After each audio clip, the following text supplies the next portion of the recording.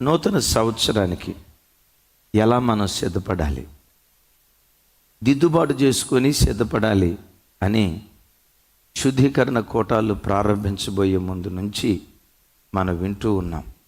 పాతవి గతించెను, ఇదిగో సమస్తము కొత్తవాయను. మన ఆధ్యాత్మిక జీవితంలో పాతవి ఏవి గతించాలి, నూతన సంవత్సరంలో ఎలా మనం అడుగు పెడితే ఒక విజయవంతమైన సంవత్సరంగా 2025 సంవత్సరం మన జీవితాల్లో నిలిచి ఉంటుంది. రండి వాక్యాన్ని ధ్యానించుదాం. యెషయా గ్రంథం 62వ అధ్యాయం 10వ వచనం నేను చదువుతాను. నాతో కలిసి అందరూ.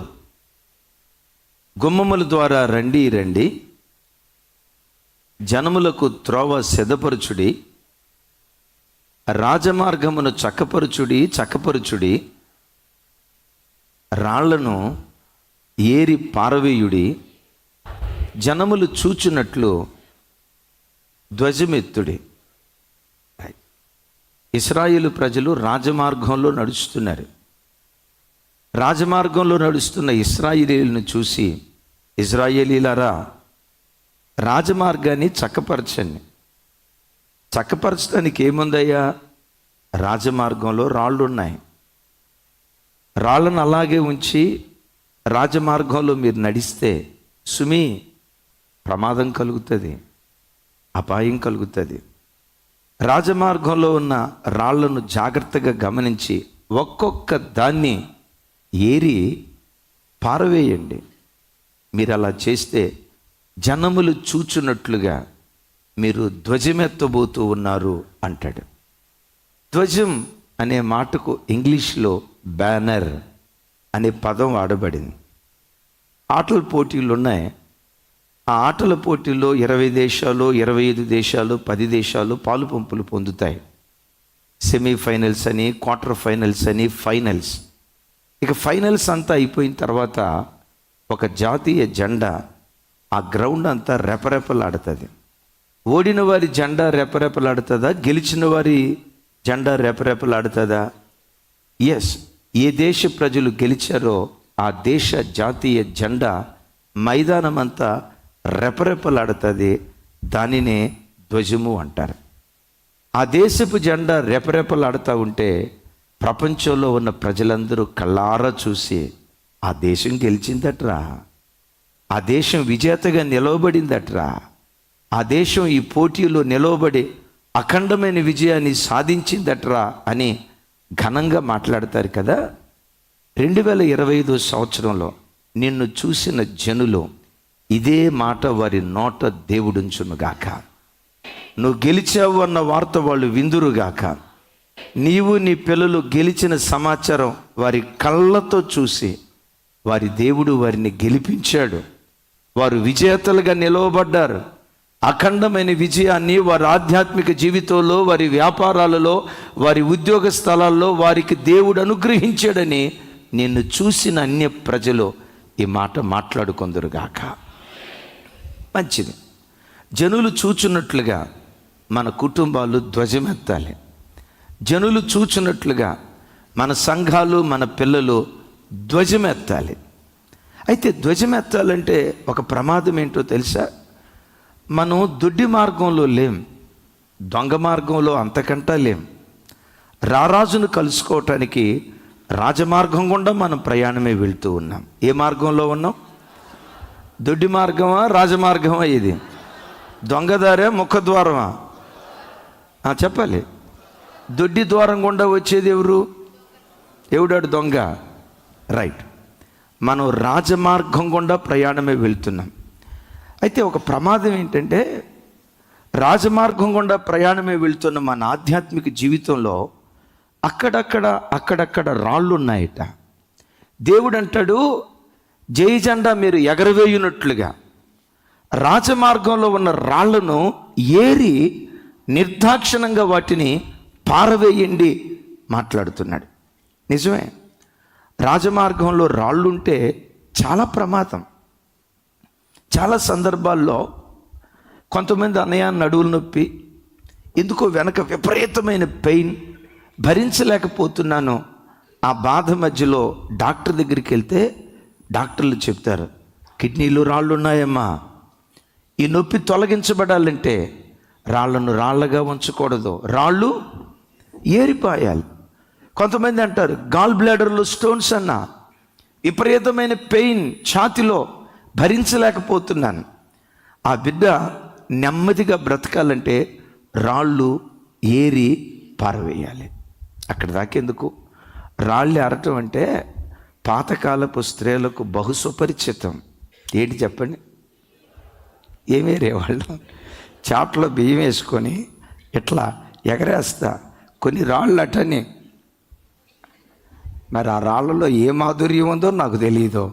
చిన్నతనంలో తల్లులు చాట పట్టుకొని రాళ్ళు ఏడతా కిందేసే రాళ్ళు తక్కువ. అమ్మ, మీలో ఎవరైనా రాళ్ళు తిన్న వాళ్ళు ఉన్నారా?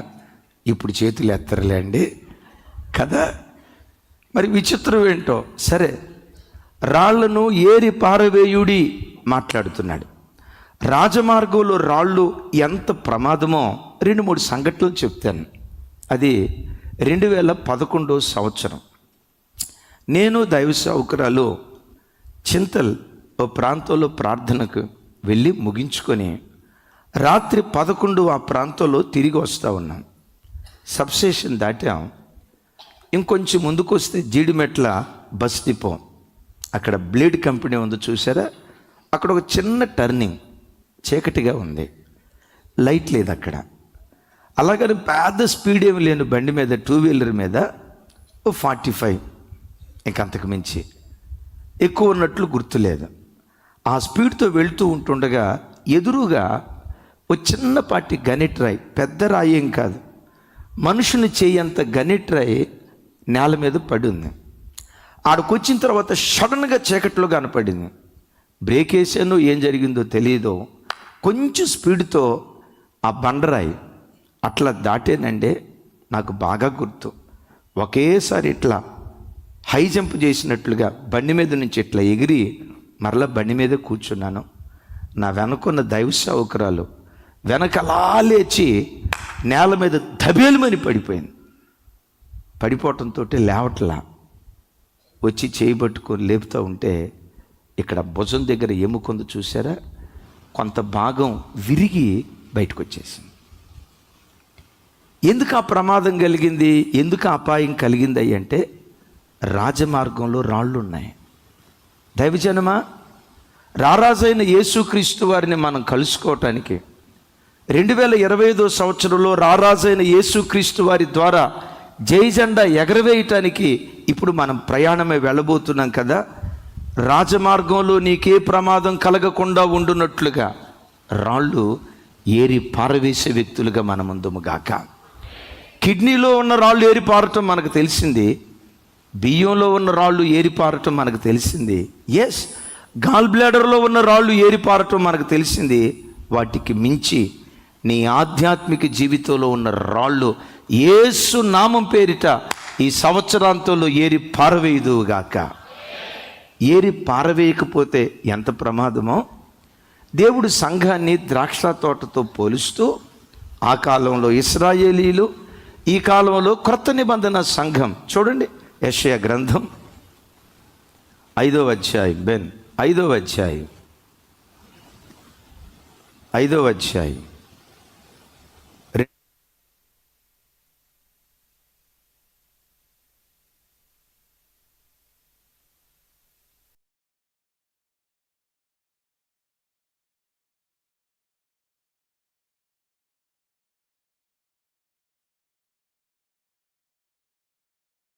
గ్రంథం 5వ అధ్యాయం మొదటి 2 వచనాలు. ఎస్, 2వ వచనం వచ్చండి.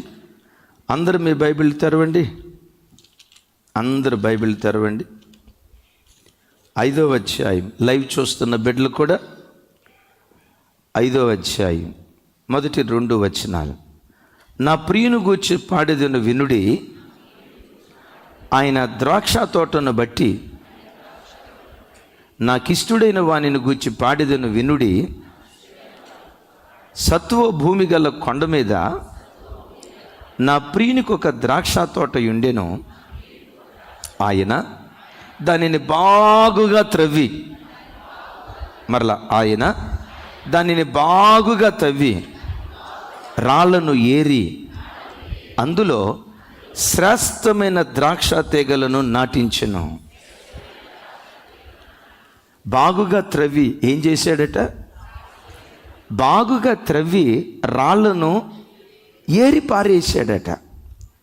పంట పొలంలో ఎందుకు రాళ్లను ఏరి పారేసాడంటే, దైవజనమ, ఏ పంట పొలంలోనైనా రాళ్ళుంటే రాళ్ళున్న పంట పొలం సరిగ్గా పండదో, రాళ్ళున్న పంట పొలం అంతగా ఎదగదో. రాతి నేల మీద పడిన విత్తనం మొలకెత్తింది కానీ అది ఎదగలేకపోయింది. ఎందుకు అది ఎదగలేకపోయింది అంటే, వాక్యంలో అక్కడ రాయబడిన మాట, వేరు లేనందున. ఓ చెట్టు ఎదగాలంటే వేరు లోతుగా పారాలి. వేరు లోతుగా పారాలి అంటే ఏముండకూడదు అక్కడ?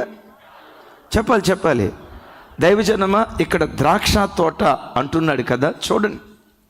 పాత నిబంధనలో ఇశ్రాయేలీలను ద్రాక్ష తోటతో పోల్చాడు. ఈ క్రొత్త నిబంధన కాలంలో ద్రాక్ష తోట ఏదయ్యి అంటే, యేసుక్రీస్తు స్వరక్తంతో కడగబడిన జీవము కలిగిన దేవుని సంఘమే ఈ ద్రాక్ష తోట. ఈ ద్రాక్ష తోటగా పిలువబడుతున్న ఈ తోటలో ద్రాక్ష చెట్టు యేసుక్రీస్తు వారైతే, ఆయనలో ఉన్న తీగలం మీరు నేను. యేసయ్య అంటారు కదా, నేను మంచి ద్రాక్షవల్లిని, మీరు నాలో తీగలై ఉన్నారు. దైవజనమ, ఈ తీగల్లో నుంచి కాయలు, పూత, ఫలాలు, అద్భుతమైనటువంటి ఫలాలు ఆ కొమ్మలో మనం చూడాలంటే ఈ పంట పొలంలో ఉన్న రాళ్లను మనం ఏరి పారవేసేటువంటి వారిగా ఉండాలి. Praise the lord. దైవజనమ, 2024 సంవత్సరం నీ ఆధ్యాత్మిక జీవితం ఎలా సాగిందో అది అలా ప్రక్కన పెట్టు. రాగల 2025 సంవత్సరం ఒక మాట అడుగు, దేవా 2025లో నా ఆధ్యాత్మిక జీవితం 30 దొంతులుగా 60 దొంతులుగా, ఈ రెండు కాదయ్యా, 100కి 100 పాళ్ళు ఫలించే కృప నాకు దయచేయి. 30 దొంతులుగా ఫలించి నేను ఆకూడదయ్యా, 60 దొంతులుగా ఫలించి నేను ఆకూడదయ్యా. 100కి 100 పాళ్ళు నేను, నా కుటుంబం, నా పిల్లలు, నా సంఘములో ఉన్న ప్రతి బిడ్డ 100కి 100 పాళ్ళు ఫలించే అనుభవం మాకు దయచేయ్యా. అలా మనం ఫలించాలంటే నీ పంట పొలములో ఉన్న రాళ్లను నిర్దాక్షిణంగా ఏరి పారవేసే వ్యక్తిగా ఉందువుగాక.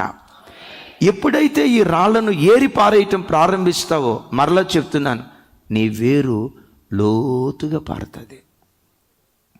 ఎప్పుడైతే వేరు లోతుగా పడతాదో, యెషయా గ్రంథంలో రాసి ఉంటుంది కదా, వారు వేరు తన్ని ఎదిగి ఫలిస్తారు అంటాడు.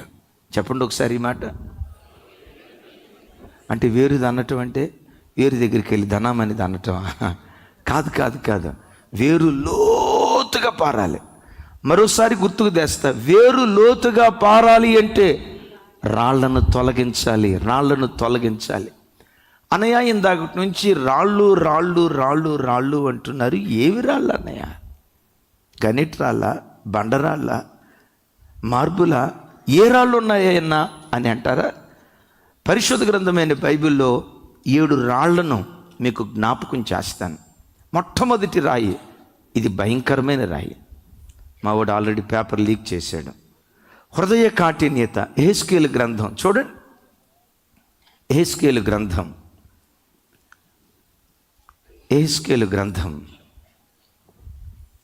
36వ అధ్యాయం 26వ వచనం. నాతో కలిసి, నూతన హృదయము మీకు ఇచ్చేదను, నూతన స్వభావం మీకు కలుగు చేసేదను.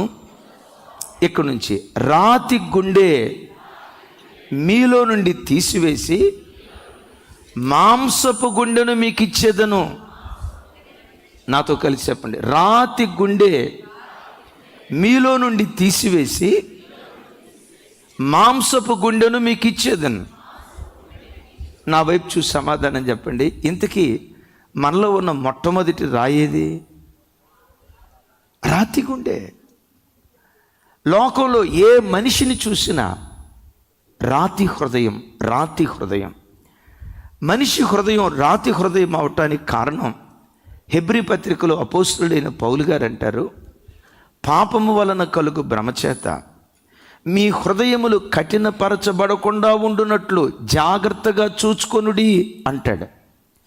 వాస్తవంగా మనిషిది మాంసపు గుండె, కానీ ఎప్పుడైతే మనిషి జీవితంలో పాపం జొరబడిందో, పాపం ప్రతి మనిషి హృదయాన్ని రాయిలాగా కఠినంగా మార్చింది.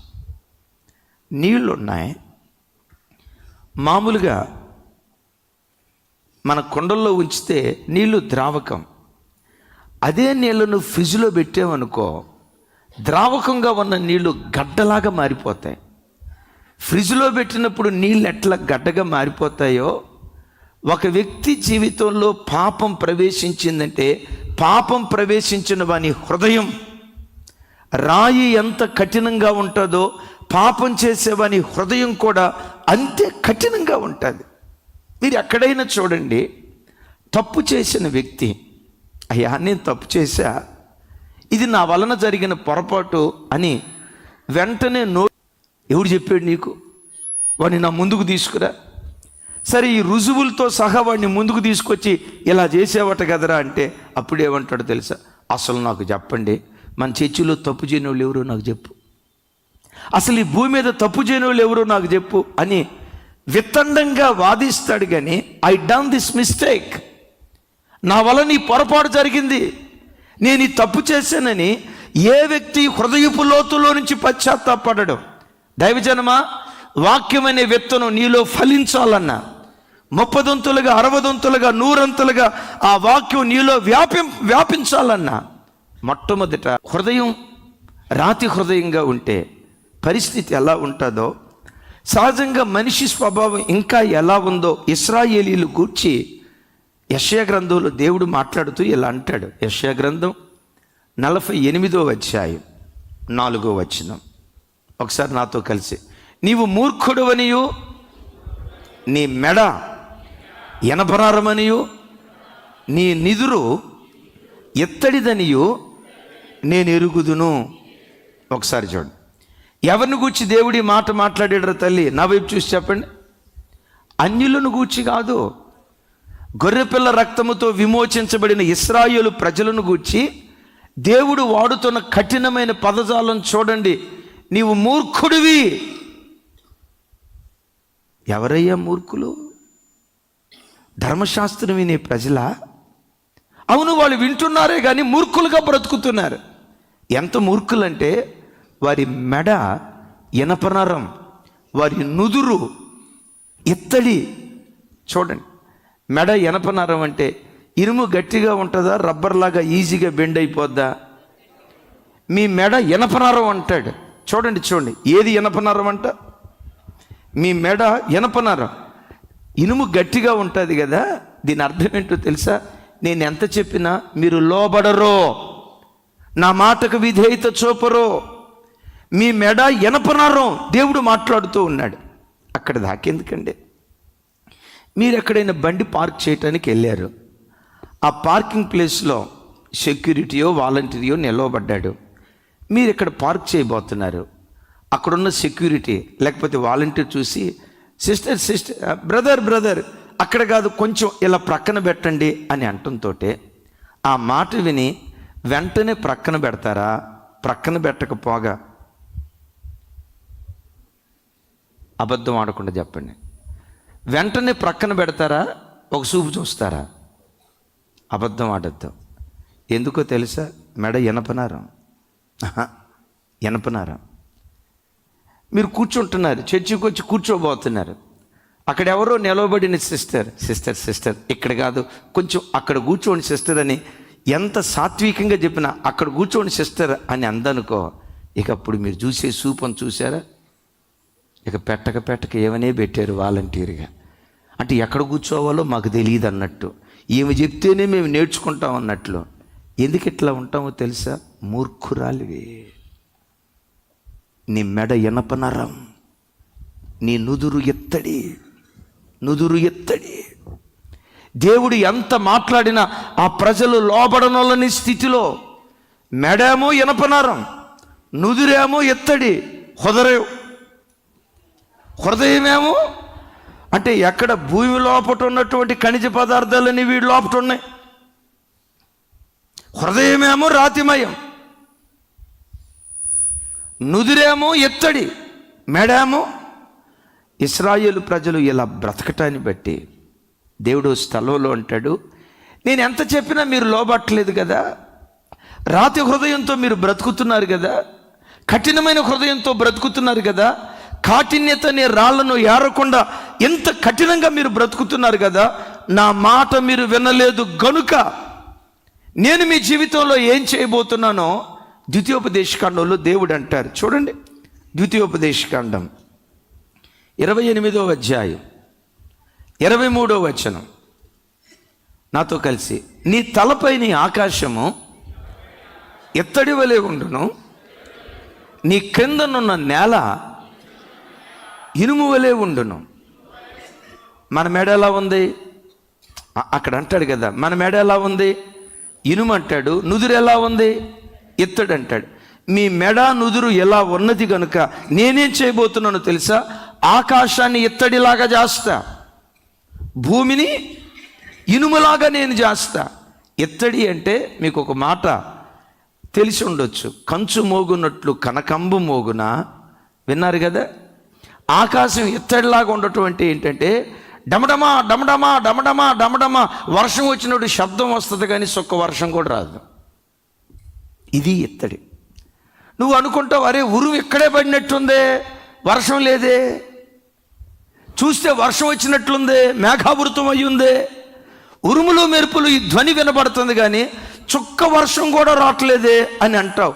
కారణం ఏంటో తెలుసా? ఆకాశాన్ని దేవుడు ఎలా చేశాడట? చెప్పాలి. ఆకాశాన్ని ఇనుములాగా చేశాడట. బిడ్డ, రాతి హృదయం నీలో ఉంటే దేవుని దీవెనకు నువ్వు నోచుకొని పరిస్థితులు మిగిలిపోతావు. దేవుని దీవెన వచ్చినట్లుగానే ఉంటుంది, నోటుకొచ్చినట్లుగానే ఉంటుంది, దొరికినట్లుగానే ఉంటుంది. దొరకని పరిస్థితులు అది వెళ్ళిపోయే కారణం ఏంటో తెలుసా? రాతి హృదయాన్ని బట్టి. నేల ఎలా అయిపోయిందట? నేల ఇనుములాగా అయిపోయిందట. నేనంట, ఇనుపు నేలలో ఎంత సాగుబడి చేసి ఎన్ని విత్తనాలు విత్తినా అది మొలకెత్తుతుందా? మొలకెత్తు. ఇలాంటివన్నీ జరగకుండా మన పంట పొలం సారవంతమైన నేలగా దేవుడు మార్చునుగాక. ఆకాశపు వాకిలి విప్పి సమృద్ధి అయిన వర్షాన్ని మన హృదయ క్షేత్రంలో దేవుడు కుమ్మరించునుగాక.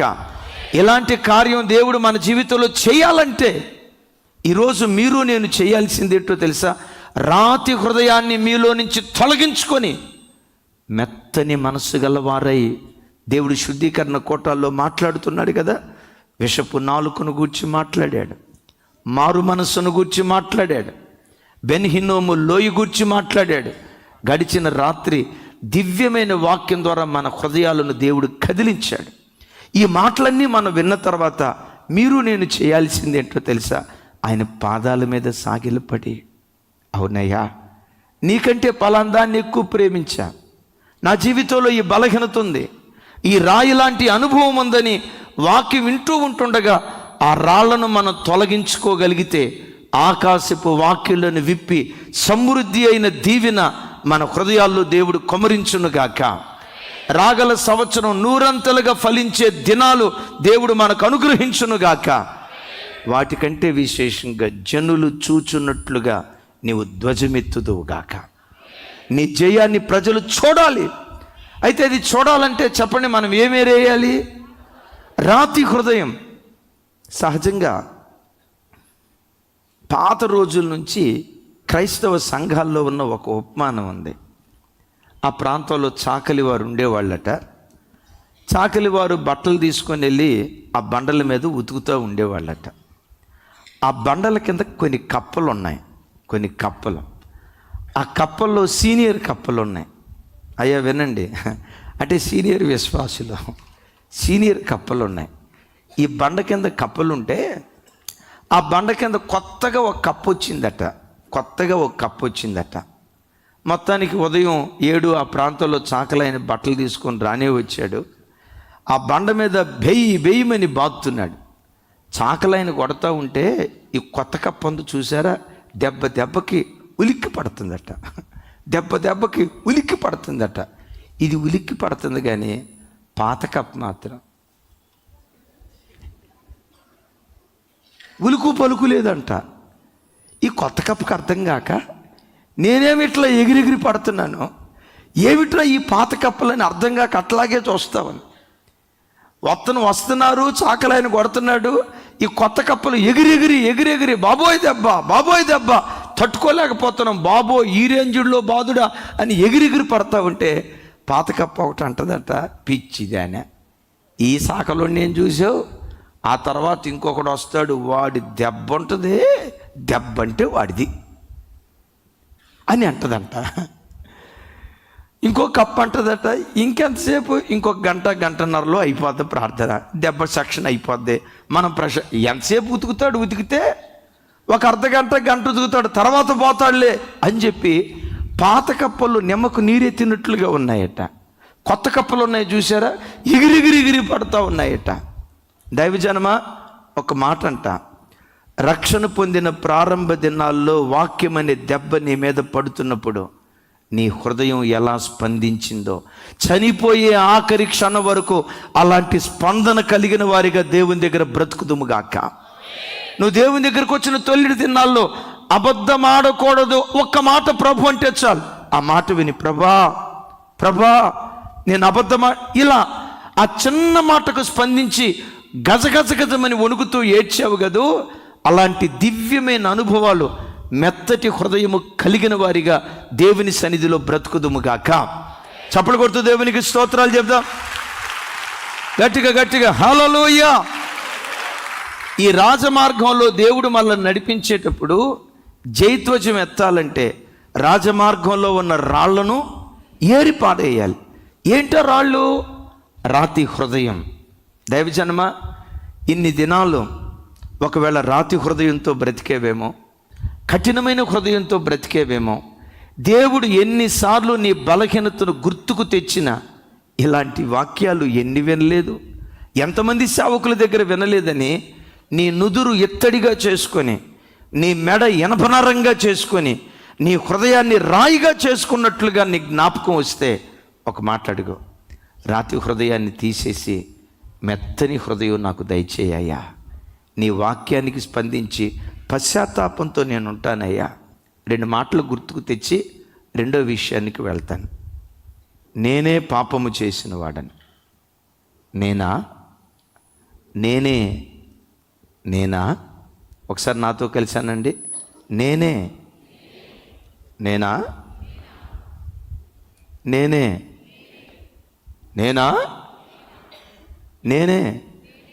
నేనా ఎవరన్నారు ఈ మాటలు?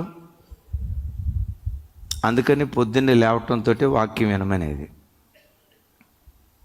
పాపము చేసిన వాడును నేనే, దావీదు రొమ్ము కొట్టుకుంటూ ఏడ్చాడు. పశ్చాత్తాపడిన దావీదుకు శాశ్వత కృపనిచ్చాడు. మీలో ఒకడు నన్ను అప్పగించబోతున్నాడు, ఆల్రెడీ బేరమాడాడు, ఇలాంటి చీకటి కార్యక్రమం చేయబోతున్నాడు అని 12 మందితో అంటే 11 మంది అన్నారు, నేనా ప్రభువా అన్నారు. వారితో పాటు ఇస్కరియోతు యోధా ఏమన్నాడు తెలుసా? నేనా అనాలా, దావీదులాగా నేనే అనాలా? నేనా అని ఎందుకన్నాడు తెలుసా? హృదయం రాతి హృదయం.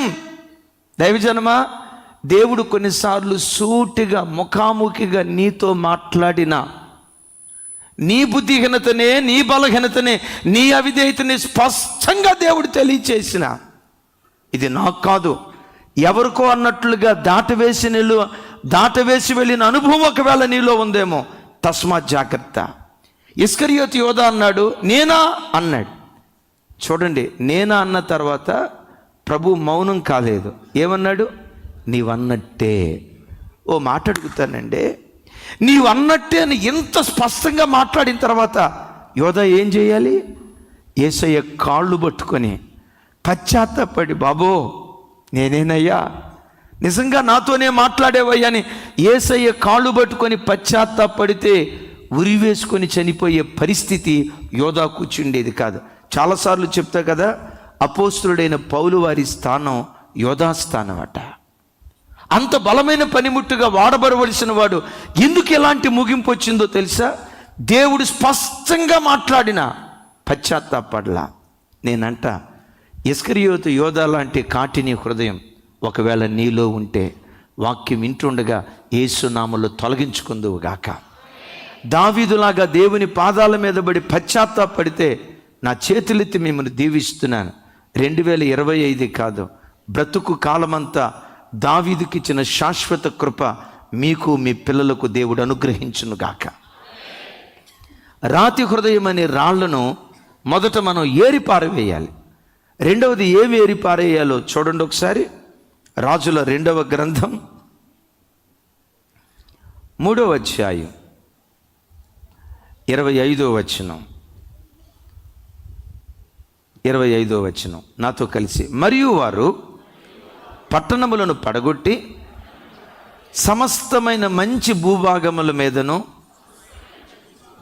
తల ఒక రాయి వేసి నింపి నీళ్ల బావులన్నిటినీ పూడ్చి మంచి చెట్లను నరికివేసిరి. చాలు చూడండి. మంచి భూభాగముల మీద తల ఒక రాయి వేసి నింపి నీళ్ల బావులన్నిటినీ రాళ్లతో నింపేశారట. ఒకసారి చూడండి. మంచి భూభాగాలలో శత్రువు ఏం చేశాడు? చెప్పాలి. మంచి భూభాగాలను చూడండి. మంచి భూభాగాలను శత్రువు దేనితో నింపాడు? దైవజనమా, ఒకప్పుడు నువ్వు మంచి భూభాగాన్ని అయి ఉండొచ్చు, మంచి విశ్వాసి అయి ఉండొచ్చు, ఒకప్పుడు మంచిగా సేవ చేసిన సేవకురాలి అయి ఉండొచ్చు, మంచిగా సేవ చేసిన సేవకుడు అయి ఉండొచ్చు, ఒకప్పుడు మంచి భూభాగం అయి ఉండొచ్చు. సైతాను ప్రణాళిక ఏంటో తెలుసా? మంచి భూభాగాలన్నిటినీ రాళ్లతో నింపాలి. ఇది వాడు ఆలోచన. ఈ భూభాగాలను పండించడానికి ఏ బావులలో నీళ్లు తోడి, ఏ బావుల్లో నీళ్లతో ఈ పంట పొలాలు అంతకాలం పండిస్తూ వచ్చారు, చివరికి ఆ బావులను కూడా రాళ్లతో నింపాలి. ఇది శత్రువు యొక్క ఆలోచన. మిమ్మల్ని అడుగుతా, మంచి భూభాగాలలో రాళ్ళు నింపితే పంట పండిద్దా? చెప్పాలి. మీకు ఒక మాట చెప్పమంటారా? శత్రువైన సాతాను యేసుక్రీస్తు వారిని శోధించేటప్పుడు కూడా రాళ్ల ద్వారానే మొట్టమొదట శోధించాడు. ఏమంటాడు? నీవు దేవుని కుమారుడవైతే. పరిశుద్ధ గ్రంథమైన బైబిల్లో పిచ్చి పట్టిన శానాదయం పట్టిన ఒక ఆయన ఉన్నాడు. రాళ్లతో తాను పదే గాయపరుచుకుంటూ ఉండేవాడట. దైవజనమా, రాళ్ళు నిన్ను శోధిస్తాయి.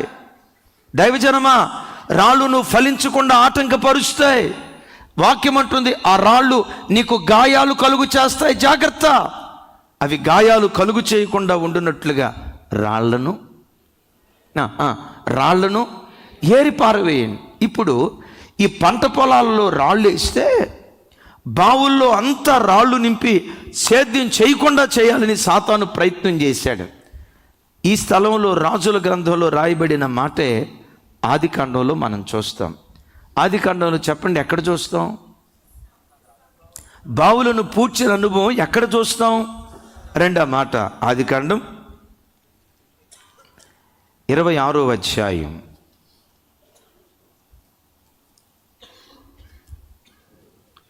15వ వచనం నాతో కలిసి. అతని తండ్రి అయిన అబ్రహాము దినములలో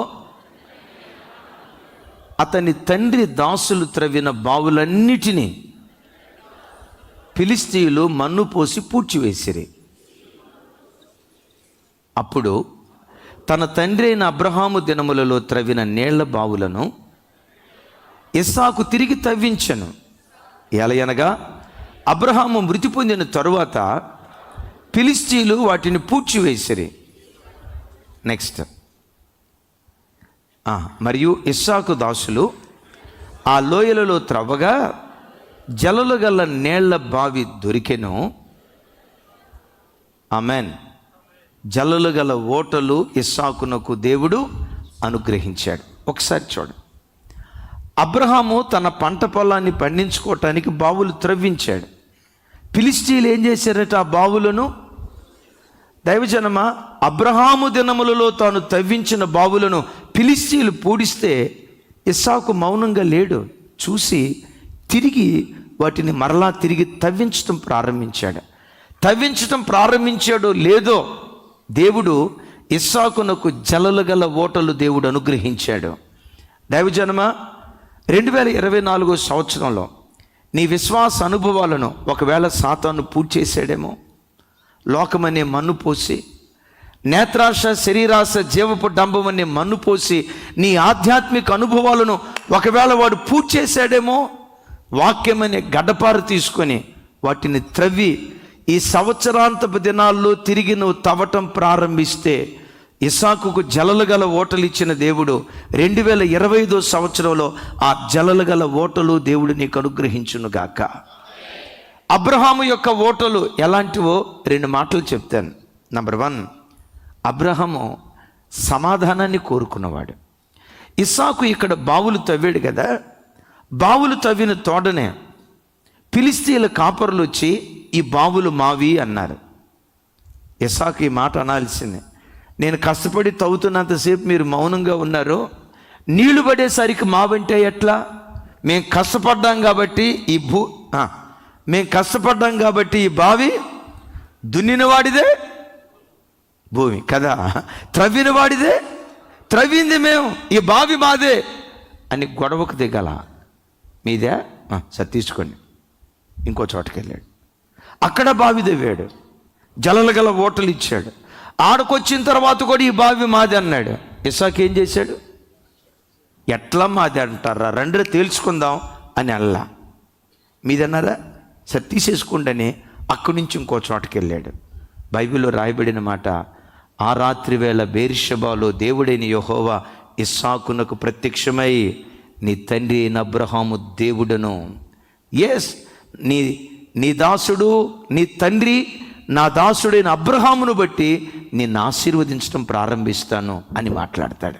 యేసయ్యకి మహిమ కలుగును గాక. నా దాసుడైన అబ్రహామును బట్టి, నీ తండ్రి నా దాసుడైన అబ్రహామును బట్టి నిన్ను నేను ఆశీర్వదిస్తాను అంటాడు. ఎందుకు దేవుడు ఈ మాట ఇక్కడ అన్నాడో తెలుసా?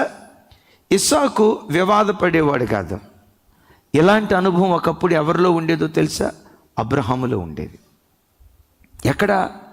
లోతు అబ్రహాము కలిసి ఉన్న దినాల్లో లోతు గొర్రెల కాపరులకు, అబ్రహాము గొర్రెల కాపరులకు వివాదం వచ్చిందట. చూడండి ఆ మాట కూడా.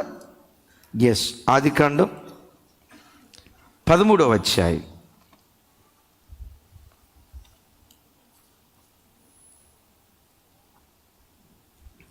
ఆదికాండం 13వ అధ్యాయం 7వ వచనం నుంచి 9వ వచనం వరకు. 7వ వచనం నుంచి 9వ వచనం వరకు. అప్పుడు అబ్రహాము పశువుల కాపరులకును లోతు పశువుల కాపరులకును కలహము పుట్టెను. ఆ కాలమందు కనానీయులు, పెరిజీయులు ఆ దేశములో కాపురముండిరి. ఎందుకు ఈ మాట రాసి ఉందంటే, ఈ కాపరులు గొడవపడే స్వభావం వాళ్ళ దగ్గర నేర్చుకున్నారు. ఎవరి దగ్గర? కనానీయుల దగ్గర, పెరిజీల దగ్గర గొడవపడే స్వభావం నేర్చుకున్నారు. లోతు గొర్రెల కాపరులకు, అబ్రహాము గొర్రెల కాపరులకు మధ్యలో వివాదం జరిగింది, కలహం జరిగింది. కలహం జరిగిందన్న వార్త అబ్రహాము విన్నాడు. ఎంత పెద్దరికంగా ప్రవర్తించాడో చూడండి. 9వ వచనం, 8వ వచనం, 8 నాతో కలిసి. కాబట్టి అబ్రహాము, మనము బంధువులము గనుక నాకు నీకును, నా పశువుల కాపర్లకును నీ పశువుల కాపర్లకును కలహం ఉండకూడదు. నువ్వు తూర్పుకు వెళ్తే నేను పడమటికి వెళ్తా, నువ్వు పడమటికి వెళ్తే నేను తూర్పుకు వెళ్తానని అబ్రహాం ఏం చేశాడో తెలుసా? కలహం జరిగే ఆ స్థలం నుండి దూరంగా పారిపోయాడట. కలహం జరుగుతున్న ఆ స్థలం నుండి, చెప్పండి ఏం చేశాడు? అబ్రహాం పెద్దోడు కదా. నేనంట అబ్రహాము స్థానంలో ఇంకొక వ్యక్తి ఉంటే మొటామేస్త్రి అయి ఉండేవాడు, తప్పకుండా మొటామేస్త్రి అయి ఉండేవాడు. రేయ్ లోత, చిన్న వయసులో తండ్రి చచ్చిపోతే నేను పెంచింది ఎవర్రా? నేను కదా, చారదీసింది నేను కదా, నీ దమ్మెంతో నా దమ్మెంతో తేల్చుకున్నావు రారా అని కలహానికి దిగేవాడు ఇంకొక వ్యక్తి అయితే. కానీ అబ్రహాం ఏం చేశాడు తెలుసా? మనం బంధువులం, మన మధ్యలో వివాదం ఉండకూడదు. నువ్వు తూర్పుకు వెళ్తానంటావా, నేను పడమరకు వెళ్తా. నువ్వు పడమరకు వెళ్తానంటావా, నేను తూర్పుకు వెళ్తానని కలహానికి దూరంగా పారిపోయాడు అబ్రహాం. తండ్రిలో ఏది చూశాడో ఇస్సాకు అదే నేర్చుకొని కలహానికి దూరంగా వెళ్ళిపోయాడు. తమ్ముడు, చెల్లి, 2024 సంవత్సరంలో ఎవరితోనైనా కలహపడినట్లుగా నీ జ్ఞాపకం ఉందా? కుటుంబీకులతో కలహపడినట్లుగా నీ జ్ఞాపకం ఉందా? సంఘానికి వచ్చే బిడ్డలతో ఎవరితోనైనా కలహపడినట్లుగా నీ జ్ఞాపకం ఉందా? ఉద్యోగ స్థలములో ఎవరితోనైనా కలహపడినట్లుగా నీ జ్ఞాపకం ఉందా? అబ్రహాము లాంటి అనుభవాలుగా నీ అనుభవాలు ఉండునట్లుగా యేసు నామం పేరిట కలహానికి దూరంగా పారిపోదుంగాక. రాత్రి మన వాక్యం విన్నాం కదా, వీధులన్నీ వేటితో నిండుకున్నాయంట. చెప్పాలి. ఏ వీధిలో చూసినా శవాల గుట్ట, చంపినోళ్ళు, చంపబడిన వాళ్ళ శవాల గుట్ట ఏ వీధిలో చూసినా. తల్లి, నా వైపు చూడు. నువ్వు చంపినోళ్ళు చర్చిలో ఎంతమంది ఉన్నారో ఒకసారి చూడు. నువ్వు చంపినోళ్ళు వీధి దగ్గర ఎంతమంది ఉన్నారో చూడు. నీ మాటల ద్వారా చంపబడి మానసికంగా కృంగిపోతున్న వ్యక్తులు నువ్వు బ్రతుకుతున్న చోట ఉద్యోగ స్థలంలో ఎంతమంది ఉన్నారో చూడు. ఈరోజు ప్రభు అంటాడు, ఇస్సాకులాగా, అబ్రహాములాగా కలహానికి దూరంగా పారిపోయే వ్యక్తులుగా దేవుడు మనలను బలపరుచును గాక. చప్పుడు కొడుతూ దేవునికి స్తోత్రాలు చెప్దాం. అంటే అబ్రహాము యొక్క అనుభవాలు ఏవో అద్భుతం, ఇస్సాకు యొక్క అనుభవాలు కూడా అవే. అబ్రహాము లోతుతో వివాదపడలేదు. ఓ మాట అంటాడు, మనము బంధువులము గనుక మన మధ్యలో, మీరు ఎప్పుడు ఒక మాట అనాలి, మన విశ్వాసులము గనుక మన మధ్యలో కలహం ఉండకూడదు. మనం క్రైస్తవులము గనుక మన మధ్యలో కలహం ఉండకూడదు. యేసుక్రీస్తు రక్తముతో విమోచించబడిన వ్యక్తులము గనుక మన మధ్యలో చిన్న చిన్న మనస్మర్థలు వస్తాయి. అంటాడు కదా, సూర్యుడు అస్తమించే లోపే వారితో మనం సమాధాన పడాలి. వాక్యంలో రాసింది కదా, ఎవరితోనైనా కలహపడినట్లుగా నీ జ్ఞాపకం వస్తే ఈ సంవత్సరాంతపు దినాలలో కలహమనే రాళ్లను యేసు నామములో ఏరి పారవేయుదుగాక. ఇక్కడ ఈ మాటని ఇంకో కోణంలో చెప్తాను.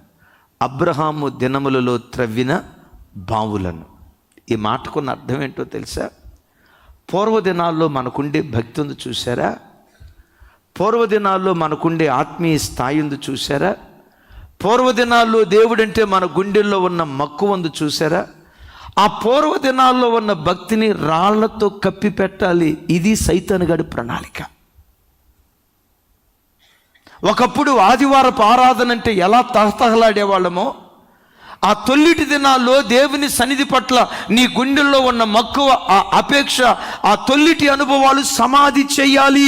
ఇదే సైతానుగాడి ఆలోచన. ఎస్, నాకు తెలిసి మన చర్చిలో పాత విశ్వాసులు ఎక్కువ శాతం 4ంటికి లేచి అరుణోదయపు దినాన ప్రార్థన చేసే ఆ దివ్యమైన ప్రార్థన అనుభవం అనేక కుటుంబాల్లో ఉంది.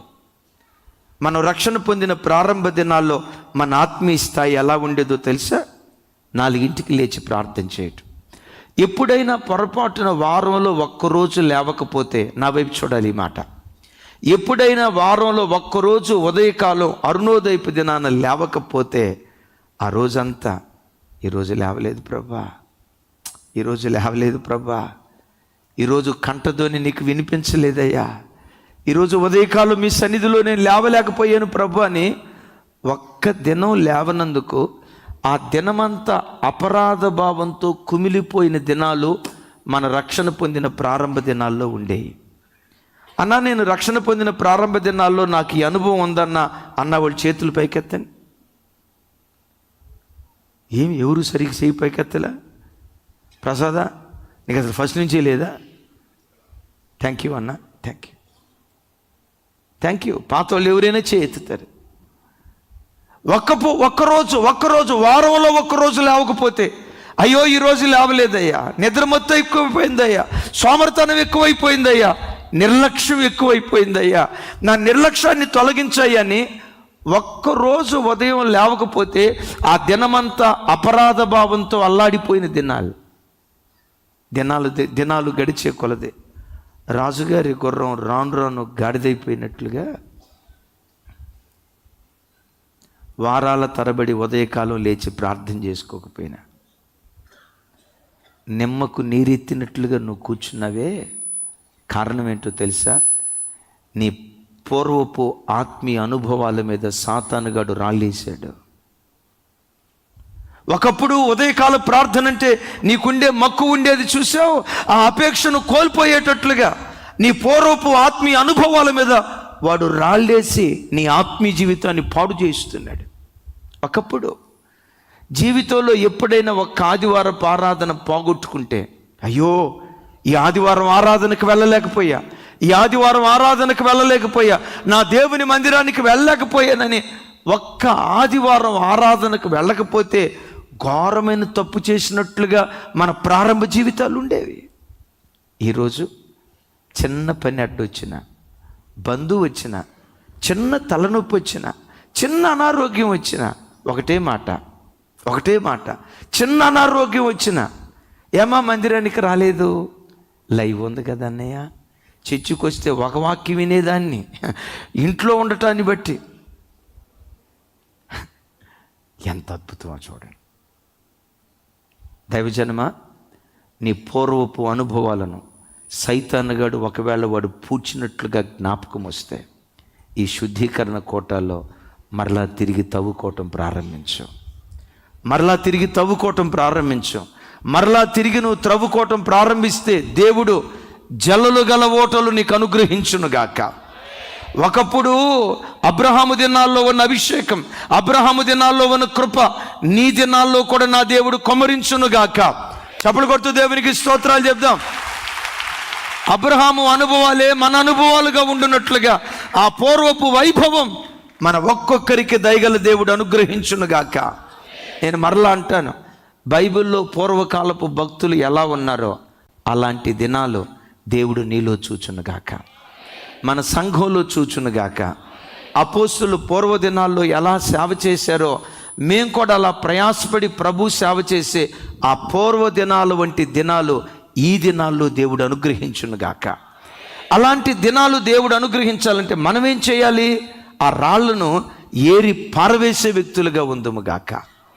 రాళ్ళు కాటిని హృదయాన్ని తొలగించుకోవాలి, పూర్వపు స్థితిని తిరిగి మరలా సంపాదించుకోవాలి. రాళ్ళు మూడవది చక్కటి మాట, ఇది చదువుకొని ప్రార్థన చేసుకుందాం. చూడండి, లూకా సువార్త 13వ అధ్యాయం 34వ వచనం. అందరూ నాతో కలిసి కాస్త పెద్దగా చెప్పండి. యెరూషలేమా యెరూషలేమా, ప్రవక్తలను చంపుచు నీ యొద్దకు పంపబడిన వారిని రాళ్లతో కొట్టుచూ ఉండుదానా. కోడి తన పిల్లలను తన రెక్కల క్రిందకు ఎలాగూ చేర్చుకొనెనో అలాగే ఎన్నో మారులు నేను నిన్ను నీ పిల్లలను చేర్చుకొనవలెనని ఉంటిని గాని మీరు రానొల్లకపోతిరి. ఒకసారి చూడండి, కోడి రెక్కల క్రింద పిల్లలకి ఎంతో కాపుదల, కోడి రెక్కల కింద పిల్లలకి ఎంత కాపుదల ఉంటుందో నాకు తెలియదు, కానీ దేవుని రెక్కల నీడలో అంతకు మించిన కాపుదల మనకుంది. ఇశ్రాయేలీయుల దేవుడైన యెహోవా రెక్కల క్రింద సురక్షితముగా ఉండునట్లు నీవు వచ్చితివి. ఋతముతో బోయాజు అన్నాడు కదా, సురక్షితమైన ఆయన రెక్కల క్రిందకు మనం వచ్చాం. కొన్నిసార్లు లోకపు ఆకర్షణలు కానీ లోకపు ప్రలోభాలు కానీ దేవుని నీడను విడిచి లోకం వైపు వెళ్ళేటట్లుగా కొన్నిసార్లు సాతాను నీ జీవితంలో కార్యం చేస్తాడు. ఇది దేవుడు ఎరిగి ఆ ఆదివారం లేవటంతో ఉదయకాలం అదే వాక్యం ద్వారా దేవుడు నీతో మాట్లాడతాడు. యూట్యూబ్లో ఈరోజు దైవ సేవకులు ఏ వాక్యం చెప్పారో విందామని యూట్యూబ్లో అలా ఓపెన్ చేస్తే చాలు, అదే వాక్యం ద్వారా దేవుడు నీతో మాట్లాడతాడు. ఎందుకో తెలుసా? నువ్వు దూరం అయిపోయావన్న సంగతి దేవుడు ఎరిగి వాక్యం ద్వారా దేవుడు మనతో మాట్లాడతాడు. ఇశ్రాయేలు ప్రజలు దేవుని రెక్కలను విడిచిపెట్టి వాళ్ళు దూరంగా వెళ్ళిపోయారని, దూరంగా వెళ్ళిపోయిన ప్రజలను తన దగ్గరికి తెచ్చుకోవాలని ప్రవక్తలను పంపి వాక్యాన్ని వినిపిస్తే వీళ్ళు ఎంత మంచోళ్ళో చూడండి. వారి దగ్గరకు వచ్చి వాక్యాన్ని బోధించిన ప్రవక్తలను రాళ్లతో కొట్టి చంపారట. ఒకసారి నా వైపు చూడండి. దైవజనులను రాళ్లతో కొట్టి చంపింది అన్యులా ఇశ్రాయేలీలా? వాక్యం తెలిసిన ప్రజల, వాక్యం తెలియని ప్రజల? దేవుడు ఎరిగిన ప్రజల, దేవుడు ఎరగని ప్రజల? దైవ సేవకుల విలువ తెలిసిన ప్రజలా, తెలియని ప్రజల? దైవ సేవకుల విలువ తెలిసి కూడా గద్దించిన దైవ సేవకుల మీద రాళ్ళు రువ్వారట, ఆ ప్రవక్తలను చంపారట. ద్వితీయోపదేశకాండంలో దినవృత్తాంతాల గ్రంథంలో వ్రాయబడిన 2 మాటలు మీకు జ్ఞాపకం చేస్తాను, చూడండి. ఇర్మియా దినవృత్తాంతాలు 2వ గ్రంథం 36వ అధ్యాయం 15-16 వచనాలు. నెక్స్ట్ తమ్ముడు, నెక్స్ట్. దినవృత్తాంతాలు 2వ గ్రంథం 36వ అధ్యాయం 15-16 వచనాలు. దినవృత్తాంతాలు 2వ గ్రంథం 36వ అధ్యాయం 15-16 వచనాలు. నేను చదువుతాను, చూడండి. ఎస్, నాతో కలిసి. వారి పితరుల దేవుడైన యెహోవా తన జనుల యందు, తన నివాస స్థలమందు కటాక్షము గలవాడై వారి యొద్దకు తన దూతల ద్వారా వర్తమానము పంపుచూ వచ్చెను. ఆయన పెందల కడనే లేచి పంపుచూ వచ్చినను వారు దేవుని దూతలను ఎగతాళి చేయుచు, దేవుని వాక్యమును తృణీకరించుచు, ఆయన ప్రవక్తలను హింసించుచు రాగా నివారింప శక్యము కాకుండా యెహోవా కోపము జనుల మీదకు దిగి వచ్చెను, జనుల మీదకి వచ్చెను. ఏమొచ్చిందట? ఎలా వచ్చిందట? నివారింప శక్యము కాకుండా దేవుని కోపం ప్రజల మీదకి దిగొచ్చింది. అంటే ఇక కోపం దిగొచ్చిన తర్వాత బాబు కోపాడొద్దయ్యా, బాబు మమ్మల్ని నాశనం చేయొద్దయని ఈ ప్రజలు ఎంత బ్రతిమలాడుకున్నా, ఎన్ని బలులు అర్పించినా, ఎన్ని నైవేద్యాలు అర్పించినా, ఎంత ధూపం వేసినా నివారింప శక్యము కానీ దేవుని కోపం ప్రజల మీదకి దిగొచ్చిందట. నా చేతులెత్తి మిమ్మల్ని దీవిస్తున్నాను. మీ మీద, మీ పిల్లల మీద దేవుని కటాక్షమే దిగివచ్చును గాక, దేవుని కనికరమే దిగొచ్చును గాక.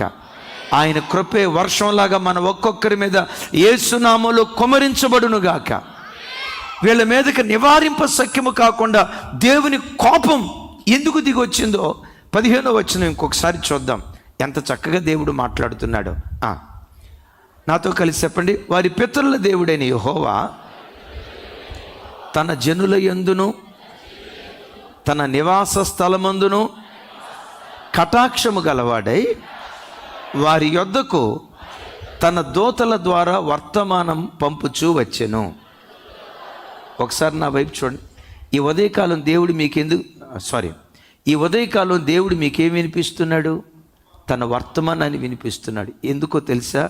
నీ మీద దేవునికి కటాక్షం ఉంది గనుక, నీ నివాస స్థలం మీద దేవునికి కటాక్షం ఉంది గనుక మనల్ని కటాక్షించాలని దైవ సేవకుల ద్వారా వర్తమాన వాక్యాన్ని దేవుడు మనకు వినిపిస్తాడు.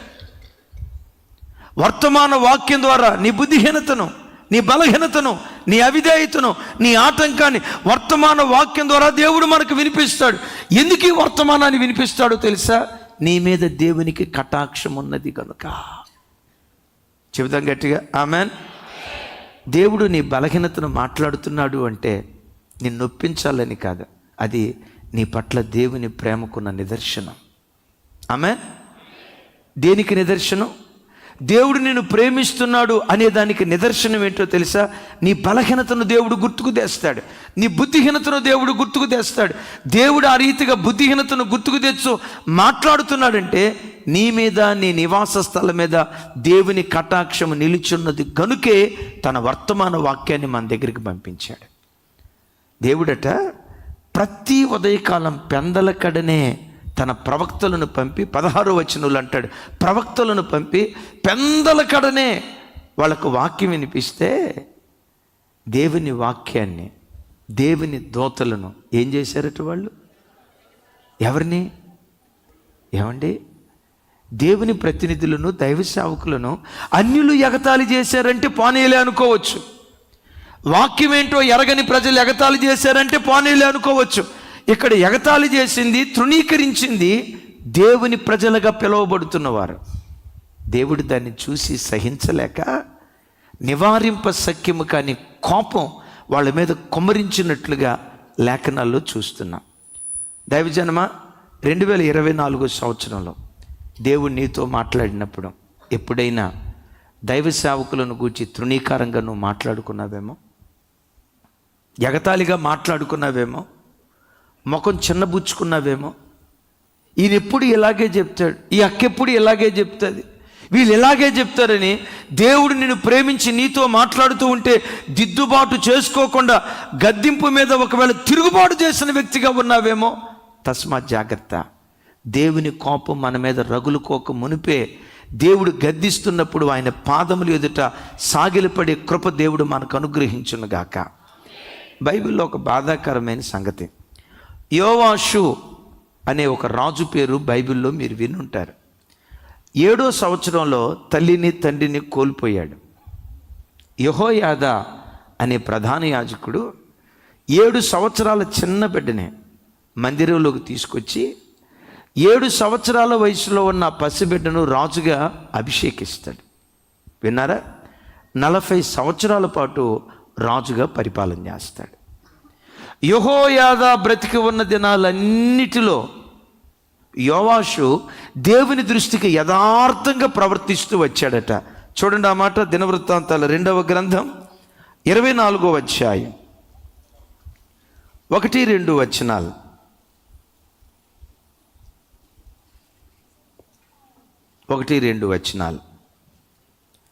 నాతో కలిసి.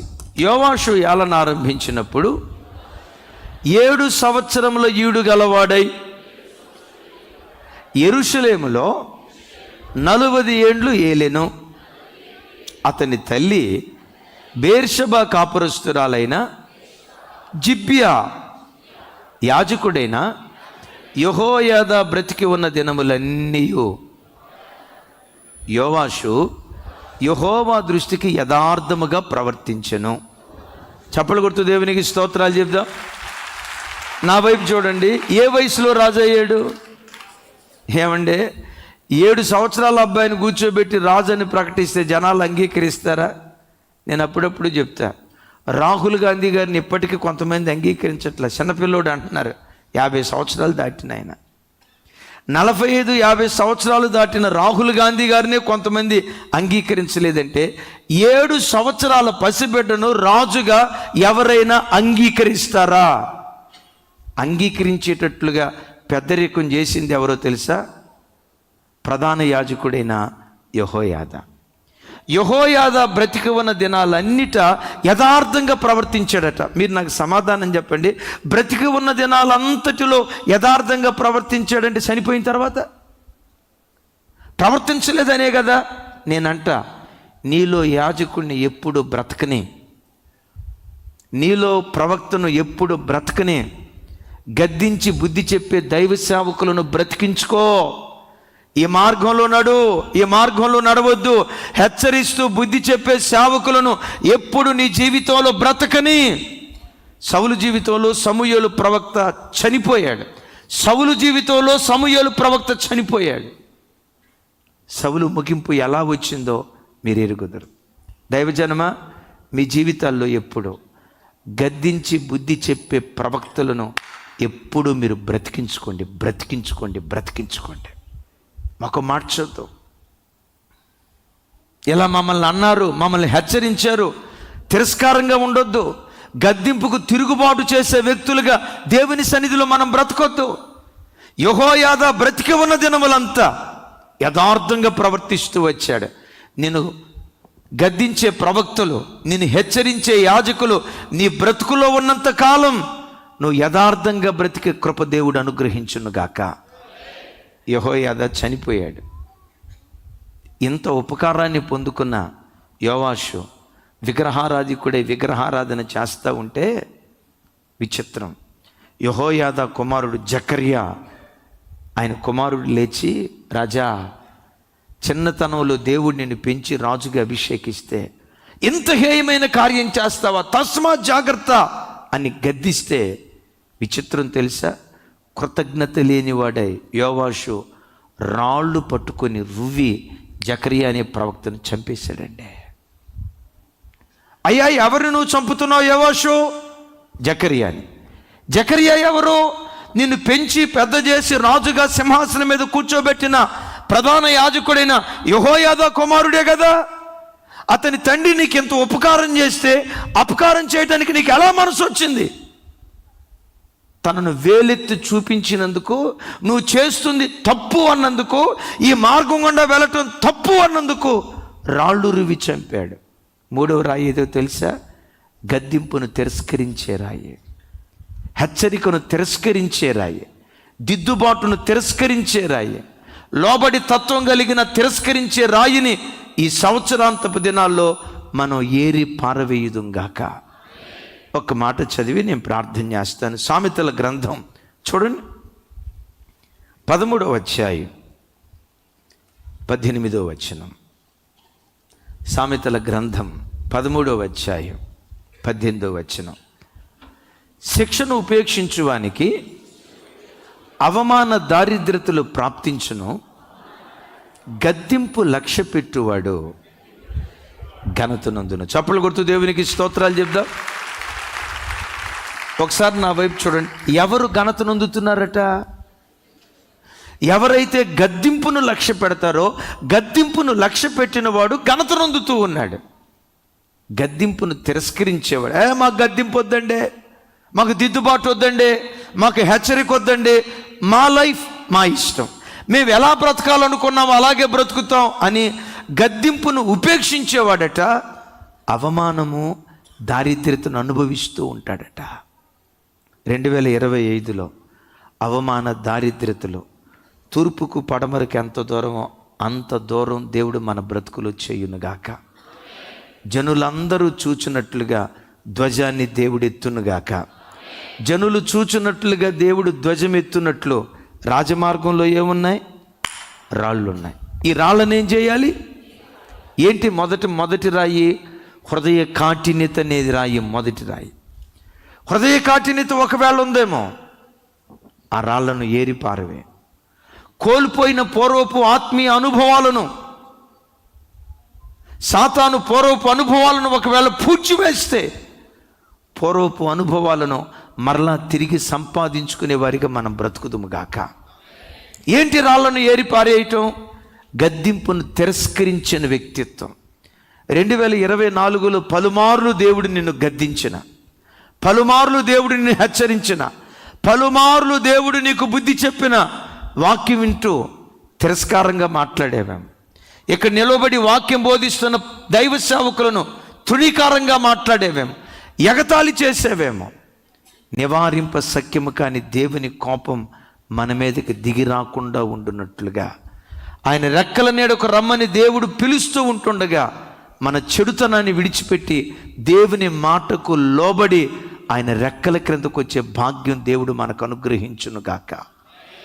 ముగిస్తున్నాను. మనం ఏ మార్గంలో ఉన్నాం? రాజమార్గంలో ఏమున్నాయట? రాళ్ళను చూసి చూడనట్లుగా మీరు వెళ్ళొద్దు. ఒక్కొక్క రాయిని గమనించి ఏరి పారవే. హృదయ కాఠిన్యత పారవే. కోల్పోయిన ఆత్మీయ అనుభవాలు తిరిగి సంపాదించుకో. దైవజనులు వాక్యం ద్వారా నేను గద్దిస్తున్నప్పుడు ఆ గద్దింపుకు లోబడితే, గద్దింపుకు లోబడిన వాడు ఘనత నొందుతూ ఉన్నాడు. 2025 సంవత్సరంలో జయధ్వజంగా ఘనత నొందిన వారిగా దేవుడు మనలను చేయునుగాక.